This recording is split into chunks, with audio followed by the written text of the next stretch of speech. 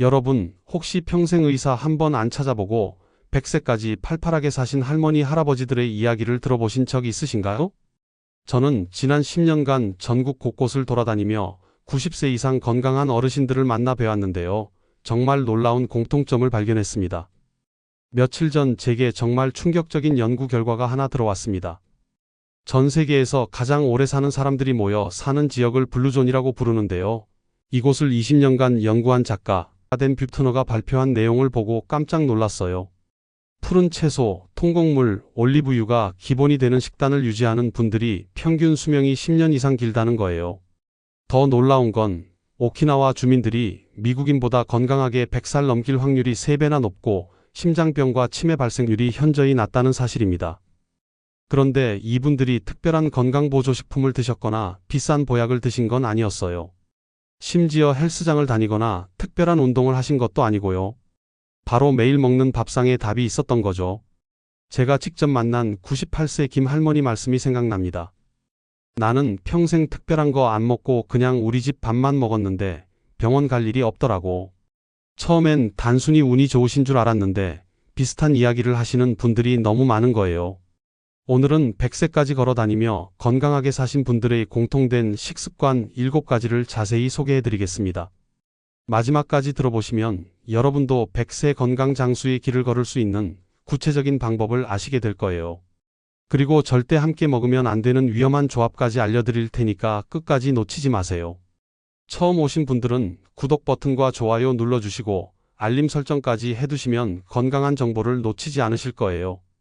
100세 어르신들의 첫 번째 공통된 식습관은 바로 콩을 매일 드신다는 점입니다. 세계 각국의 장수마을인 블루존을 연구한 작가 댄 뷰트너는 내가 방문한 모든 블루존에서 콩류는 식단의 주요 구성 요소였다고 밝힌 바 있어요. 제가 몇 년 전 경북 성주에서 만난 98세 김 할머니 말씀이 생각납니다. 나는 평생 하루도 콩 안 먹은 날이 없다고 하시더라고요. 아침엔 된장찌개, 점심엔 두부조림, 저녁엔 콩나물 무침. 정말 하루 세 끼 모두에 콩이 들어가 있었어요. 그런데 할머니 몸이 정말 튼튼하시더라고요. 98세 나이에도 지팡이 없이 혼자 걸어 다니시고 목소리도 또렷하시고 기억력도 젊은 사람 못지않게 좋으셨어요. 왜 콩이 장수에 이렇게 중요할까요? 첫 번째 이유는 바로 양질의 식물성 단백질 때문입니다. 대한노인병학회에 따르면 노인의 체중 1kg당 1.2g의 단백질 섭취를 권장하고 있습니다. 60kg 어르신이라면 하루 72g의 단백질이 필요한데 이는 계란 12개에 해당하는 양이에요. 매일 계란 12개를 드시기는 현실적으로 어렵죠? 그런데 콩 한 컵에는 약 15g의 단백질이 들어있어 근육량 유지에 큰 도움이 됩니다. 나이가 들면서 자연스럽게 줄어드는 근육을 콩 단백질로 보충하는 거죠. 특히 콩 단백질은 육류 단백질과 달리 포화지방이 없어서 혈관 건강에도 좋고 소화 흡수도 더 부드러워요. 두 번째 이유는 이소플라본이라는 성분 때문입니다. 이소플라본은 여성 호르몬과 비슷한 구조를 가지고 있어서 혈관을 유연하게 만들어줍니다. 실제로 일본 여성들의 골다공증 발병률이 서구 여성들보다 낮은 이유가 바로 콩 섭취 때문이라는 연구 결과도 있어요. 세 번째는 식이섬유입니다. 콩에는 수용성과 불용성 식이섬유가 모두 풍부해서 장 건강에 도움이 됩니다. 변비로 고생하시는 분들이 콩을 꾸준히 드시면 장 운동이 활발해져서 배변 활동이 한결 수월해져요. 그럼 어떻게 드시면 좋을까요? 가장 간단한 방법은 된장찌개에 두부 한 모 넣기입니다. 된장도 콩으로 만든 거고 두부도 콩이니까 일석이조죠. 아니면 밥에 검은 콩이나 서리태를 섞어서 지으시거나 저녁에 콩나물 무침 한 접시 드시는 것도 좋아요. 다만 주의하실 점이 있어요. 신장 질환이 있으신 분들은 콩의 단백질이 부담이 될 수 있으니 의사와 상담 후 드시길 바랍니다. 그리고 처음부터 많이 드시면 가스가 찰 수 있으니 조금씩 늘려가세요. 하루 한 번은 콩비지찌개, 두부조림, 콩나물 무침 등으로 콩류를 드셔보세요. 근육도 튼튼해지고 혈관도 깨끗해질 수 있습니다. 두 번째로 놀라운 식습관은 바로 소식, 즉 적게 먹는 습관입니다. 오키나와에는 하라아치부라는 말이 있어요. 포만감 중 80%가 찰 때까지만 먹고 배가 부르기 전에 수저를 놓는다는 뜻입니다. 저희 어머니께서 올해 82세이신데 평생 이 습관을 지키고 계세요. 배가 80% 찼다 싶으면 수저를 놓는다고 늘 말씀하시죠. 덕분에 같은 나이 또래보다 훨씬 건강하시고 활력이 넘치세요. 몸무게도 50년째 5kg 차이 안에서 유지하고 계시고 소화불량으로 고생해 보신 적이 거의 없으세요. 그런데 이게 정말 어려운 일이에요. 우리는 보통 배가 부르다라고 느낄 때까지 먹거든요. 그런데 포만감을 느끼는 신호가 뇌에 전달되는 데는 약 20분 정도 시간이 걸려요. 그러니까 배가 부르다고 느낄 때는 이미 필요한 양보다 더 많이 먹은 상태인 거죠. 과식이 왜 문제일까요? 첫 번째로 나이가 들면서 소화 기능이 떨어지는데 많이 먹으면 위장에 부담을 줍니다. 위산 분비량도 줄어들고 위장 운동도 약해지는데 평소와 같은 양을 먹으면 소화가 안 되고 속이 더부룩해지죠. 두 번째로 미국 태평양 건강연구소 연구팀이 오키나와 주민들의 식단을 분석한 결과 열량 제한이 장수에 기여한 것으로 나타났다고 합니다. 소식을 하면 세포 노화를 늦추는 효과가 있어요. 음식을 소화시키는 과정에서 활성산소가 생성되는데 적게 먹으면 활성산소도 적게 생성되니까 세포 손상이 줄어드는 거죠. 실제로 소식을 하면 체내 염증 수치가 낮아집니다. 혈중 CRP라는 염증 수치가 감소하고 혈당 조절도 더 잘 됩니다. 무엇보다 내장 지방이 줄어들어 각종 성인병 위험이 크게 감소하죠. 제가 만난 96세 박 할아버지는 이렇게 말씀하셨어요. 젊을 때는 배불리 먹는 게 좋은 줄 알았는데 나이 들어보니까 조금 적게 먹는 게 몸이 훨씬 가벼워진다. 실제로 할아버지는 매 끼니마다 평소 드시던 양의 70% 정도만 드시는데 소화도 잘 되고 졸리지도 않으며 오히려 더 활동적이 되셨다고 해요. 그럼 어떻게 실천하면 될까요? 먼저 밥그릇 크기를 줄이는 겁니다. 같은 양을 담아도 작은 그릇에 담으면 시각적으로 많아 보여서 포만감을 느끼기 쉬워요. 두 번째는 천천히 꼭꼭 씹어서 먹는 겁니다. 한 입에 30번씩 씹으면 포만감이 빨리 와서 자연스럽게 적게 먹게 돼요. 세 번째는 좀 더 먹고 싶다 싶을 때 수저를 놓는 겁니다. 처음엔 허전할 수 있지만 30분 정도 지나면 적당히 포만감이 느껴질 거예요. 오늘부터 평소 드시던 양의 80% 정도만 드셔보세요. 처음엔 허전할 수 있지만 2에서 3주 지나면 몸이 적응하면서 오히려 더 가볍고 활력이 생길 수 있습니다. 세 번째 비결은 다양한 푸른 잎채소를 매일 드시는 습관입니다. 90세까지 장수한 노인분들의 식단이 짜지 않고 기름기 없는 음식 위주로 구성되어 있으며 특히 김치를 먹더라도 날김치나 백김치 형태로 섭취한다고 해요. 제가 만난 95세 박 할아버지는 매일 아침 마당에서 직접 기른 상추, 깻잎, 시금치, 부추, 쑥갓을 따서 드셨어요. 하루 5가지 푸른 잎은 꼭 먹는다고 하시더라고요.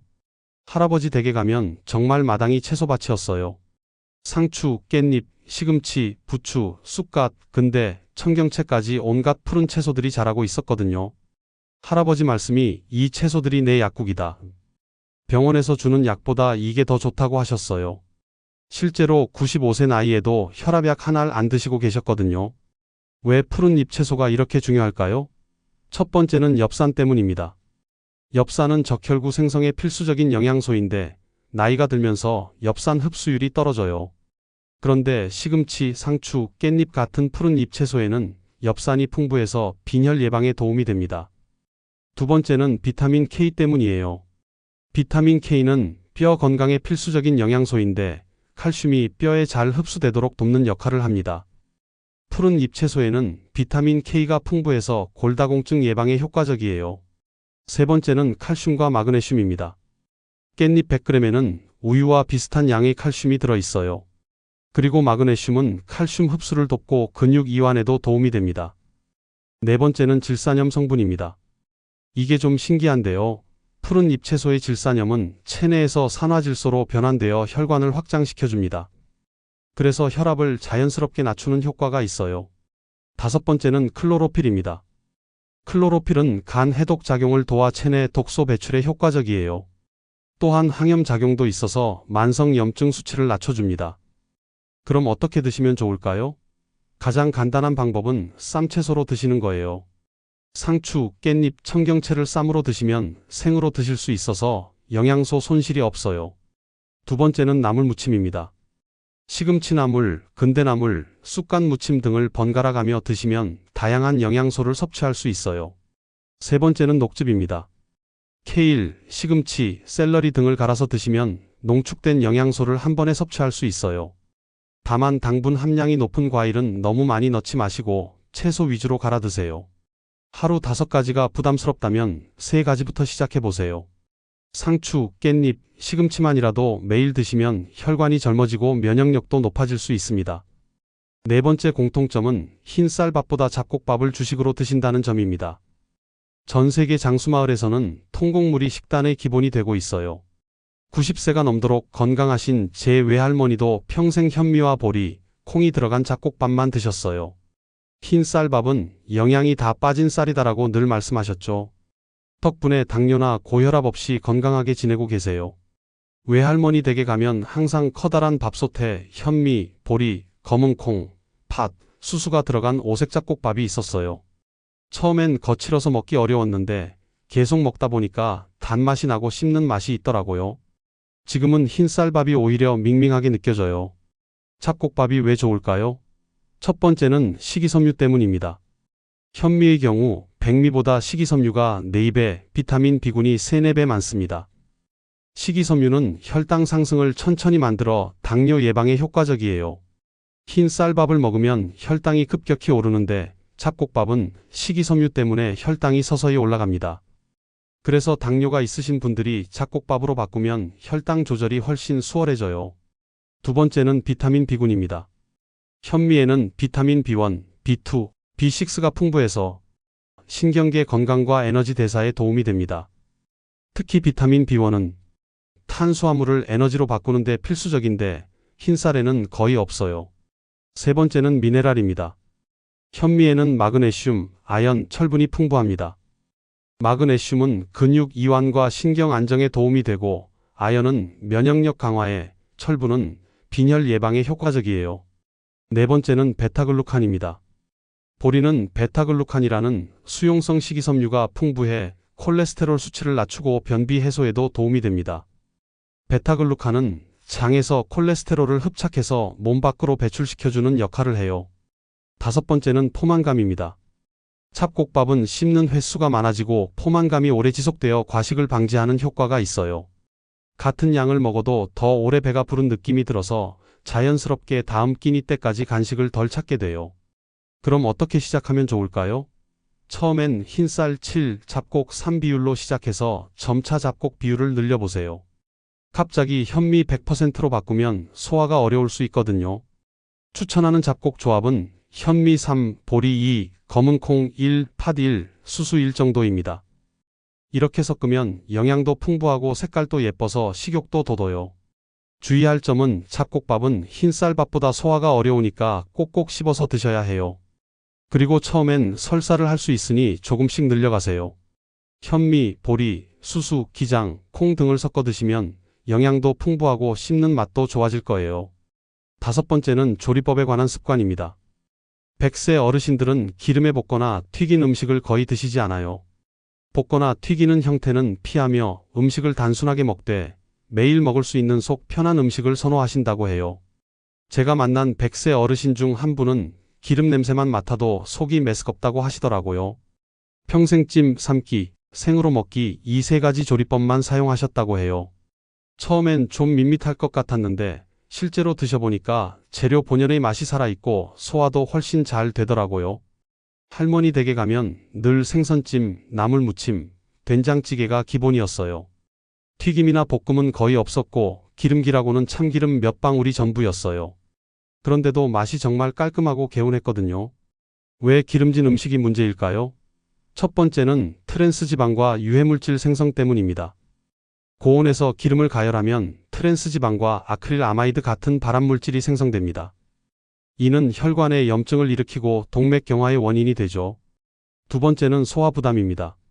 나이가 들면서 담즙 분비량이 줄어드는데 기름진 음식을 많이 먹으면 소화불량과 속쓰림을 유발할 수 있습니다. 특히 저녁에 기름진 음식을 드시면 밤새 속이 더부룩해서 잠도 못 이루게 돼요. 세 번째는 칼로리 과다입니다.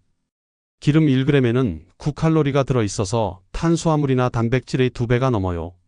같은 양을 먹어도 칼로리가 훨씬 높아서 비만의 원인이 되기 쉬워요. 네 번째는 염증 유발입니다. 기름에 튀긴 음식은 체내 염증 수치를 높입니다. 만성 염증은 관절염, 심혈관 질환, 치매 등 각종 노화 관련 질병의 원인이 돼요. 그럼 어떻게 조리하면 좋을까요? 첫 번째는 찜입니다.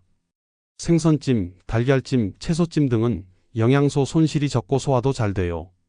찜기에 쪄서 드시거나 전자레인지에 물을 조금 넣고 찌셔도 좋아요. 두 번째는 삶기입니다. 삶은 채소, 삶은 계란, 삶은 닭가슴살 등은 기름기 없이 단백질과 비타민을 섭취할 수 있어요. 국물도 함께 드시면 영양소를 더 많이 섭취할 수 있고요. 세 번째는 무침입니다. 각종 나물 무침은 생채소의 영양소를 그대로 섭취할 수 있어요. 참기름이나 들기름을 아주 조금만 넣어서 무치면 맛도 좋고 영양도 풍부해져요. 네 번째는 구이입니다. 기름을 두르지 않고 팬에 구우면 고기나 생선의 기름기만으로도 충분히 맛있게 조리할 수 있어요. 앞으로는 찜, 삶기, 무침 위주로 조리해보세요. 생선도 구이보다는 찜으로, 채소도 볶음보다는 나물 무침으로 드시면 소화도 잘 되고 혈관 건강에도 도움이 될 거예요. 여섯 번째 습관은 하루에 두세 잔이 따뜻한 차를 드시는 것입니다. 미국 터프츠 대학교 영양학과 연구팀에 따르면 심장 건강을 지키기 위해서는 하루에 12잔 정도의 차를 마시는 것이 좋다고 합니다. 98세까지 건강하게 사신 우리 동네 김 할아버지는 평생 커피 한 잔 안 드시고 둥글레차, 결명자차, 보리차만 드셨어요. 차는 몸을 따뜻하게 하고 혈액순환을 돕는다고 늘 말씀하셨죠.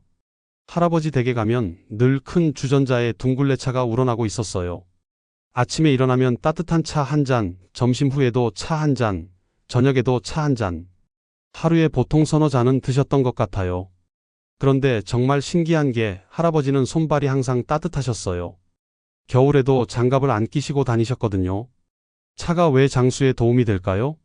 첫 번째는 항산화 작용 때문입니다. 녹차의 카테킨, 둥글레차의 사포닌, 결명자차의 안트라키논 성분은 모두 강력한 항산화 작용을 합니다. 이는 세포 노화를 늦추고 암 예방에도 효과가 있어요. 특히 녹차의 에피갈로 카테킨갈레이트 EGCG는 세계적으로 인정받는 항산화 성분이에요. 이 성분이 활성산소를 제거해서 세포 손상을 막아주는 거죠. 두 번째는 혈관 건강 때문입니다. 따뜻한 차는 혈액순환을 촉진해 손발 저림과 냉증 개선에도 도움이 됩니다. 특히 결명자차는 혈관을 확장시켜 혈압을 낮추는 효과가 있고 둥글레차는 혈중 콜레스테롤을 낮춰주는 효과가 있어요. 세 번째는 수분 공급입니다. 나이가 들면 갈증을 덜 느끼게 되어서 자연스럽게 수분 섭취가 줄어들어요.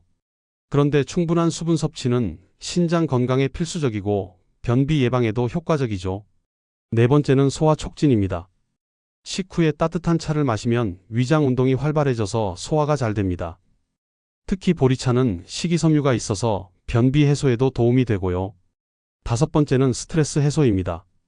따뜻한 차를 천천히 마시는 시간 자체가 마음의 안정을 가져다 줍니다.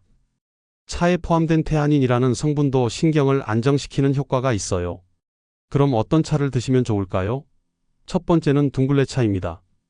둥글레는 혈당 조절에 도움이 되고 신장 기능 강화에도 효과적이에요. 맛도 구수하고 부담 없어서 매일 드시기 좋아요. 두 번째는 결명자차입니다. 결명자는 간 해독과 변비 해소에 도움이 됩니다. 다만 몸이 찬 분들은 너무 많이 드시면 안 되니까 하루 1에서 2잔 정도만 드세요. 세 번째는 보리차입니다. 보리차는 가장 무난한 차예요. 카페인도 없고 부작용도 거의 없어서 언제든지 드실 수 있어요. 식이섬유도 있어서 변비 예방에도 좋고요. 네 번째는 녹차입니다. 녹차는 항산화 효과가 가장 뛰어나지만 카페인이 있어서 저녁에는 피하시는 게 좋아요. 오전이나 오후 일찍 드시길 권해요. 다만 차에 우유를 더하면 심혈관계를 보호하는 차의 기능이 떨어지므로 물에 우려 드시는 것이 좋습니다. 설탕이나 꿀도 넣지 마시고 차 본연의 맛을 즐기세요. 하루 두세 잔 설탕이나 꿀 없이 드셔보세요. 혈관도 깨끗해지고 몸도 따뜻해질 거예요. 마지막 7번째 습관은 생선을 규칙적으로 드시는 것입니다. 특히 등푸른 생선을 일주일에 두세 번은 꼭 드신다고 해요. 제가 만난 94세 어르신은 바다에서 나는 건 다 몸에 좋다며 고등어, 삼치, 꽁치 등을 자주 드셨어요. 다만 생선도 찜이나 조림으로만 드시고 튀김은 절대 안 드신다고 하셨죠. 할머니 말씀이 생선은 머리가 좋아진다고 하더라며 일주일에 두세 번은 꼭 생선 요리를 해 드셨어요. 월요일엔 고등어찜, 수요일엔 갈치조림, 금요일엔 삼치구이. 이렇게 정해놓고 드셨다고 해요. 정말 신기한 게 94세 나이에도 기억력이 정말 좋으셨어요. 50년 전 일도 생생하게 기억하시고 계산도 빨리 하시고 새로운 것도 금방 배우셨거든요. 생선이 왜 장수에 도움이 될까요? 첫 번째는 오메가3 지방산 때문입니다. 생선의 DHA와 EPA 성분은 뇌 건강에 필수적입니다. DHA는 뇌세포막을 유연하게 만들어 기억력과 집중력 향상에 도움이 되고 치매 예방에도 효과가 있어요. 실제로 미국 러시대학교 의료센터 연구진이 65세 이상 노인 815명을 대상으로 6년간 추적 조사한 결과 생선을 자주 먹는 그룹이 그렇지 않은 그룹보다 인지 능력 저하가 3분의 1% 느렸다는 연구 결과가 있어요. 두 번째는 혈관 건강 때문입니다. EPA는 혈중 중성지방을 낮추고 혈관 탄력성을 높여 심혈관 질환 위험을 줄여줍니다. 또한 혈소판 응집을 억제해서 혈전 형성을 막아주는 효과도 있어요. 세 번째는 단백질 품질입니다. 생선의 단백질은 육류보다 소화 흡수가 잘 되어 노년기 근육량 유지에 도움이 됩니다. 아미노산 구성도 우수해서 근육 합성에 필요한 모든 필수 아미노산을 함유하고 있어요. 네 번째는 칼슘과 인입니다. 생선에는 칼슘과 인이 풍부해 뼈 건강에도 좋습니다. 특히 뼈째 먹는 멸치나 정어리는 칼슘 보충에 훌륭한 식품이에요. 다섯 번째는 비타민 D입니다. 생선에는 비타민 D가 풍부한데 이는 칼슘 흡수를 돕고 면역력 강화에도 도움이 됩니다. 특히 겨울철 햇빛이 부족할 때 생선을 통한 비타민 D 섭취가 중요해요. 그럼 어떤 생선을 어떻게 드시면 좋을까요? 첫 번째는 고등어입니다. 고등어는 DHA, EPA가 가장 풍부한 생선 중 하나예요. 고등어찜이나 고등어 조림으로 드시면 영양소 손실 없이 드실 수 있어요. 두 번째는 삼치입니다. 삼치는 살이 부드러워서 소화가 잘 되고 단백질 함량도 높아요. 삼치구이나 삼치찜으로 드시면 좋아요. 세 번째는 갈치입니다. 갈치는 비린내가 적어서 먹기 좋고 칼슘과 인이 풍부해요. 갈치조림이 가장 맛있는 조리법이죠. 네 번째는 꽁치입니다. 꽁치는 가격도 저렴하고 영양도 풍부해요. 꽁치구이나 꽁치조림으로 드시면 되는데 내장까지 함께 드시면 영양이 더 풍부해져요. 주의할 점은 생선도 튀김보다는 찜, 조림, 구이로 드시는 게 좋아요. 그리고 너무 짜게 조리하지 마시고 간은 살짝만 하세요. 일주일에 두세 번 고등어나 삼치 한 토막씩 찜이나 조림으로 드셔보세요. 뇌도 맑아지고 혈관도 깨끗해질 수 있습니다. 이제 100세 어르신들이 절대 하지 않는 위험한 식습관 3가지를 알려드릴게요. 이것만 피해도 건강 수명이 10년은 늘어날 수 있어요. 첫 번째로 피해야 할 조합 흰쌀밥, 국수, 빵 같은 탄수화물 위주 식사. 많은 분들이 나이 들어서는 입맛이 없어 면이나 죽만 먹는다고 하시는데 이는 정말 위험한 습관이에요. 탄수화물만 먹으면 혈당이 급격히 올라가고 근육량이 빠르게 감소합니다. 제가 만난 한 어르신은 85세 되시던 해에 갑자기 걷기 어려워지셨다고 해요. 알고 보니까 식사를 거의 국수나 죽으로만 하신 지 2년 정도 되셨더라고요.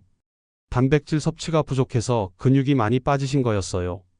2013에서 2015년 국민건강영양조사 결과에 따르면 1일 에너지 필요 추정량 기준 미만으로 섭취하는 노인이 전체의 63.8%나 되는데 대부분 탄수화물 위주 식사 때문이에요. 탄수화물만 먹으면 뭐가 문제일까요?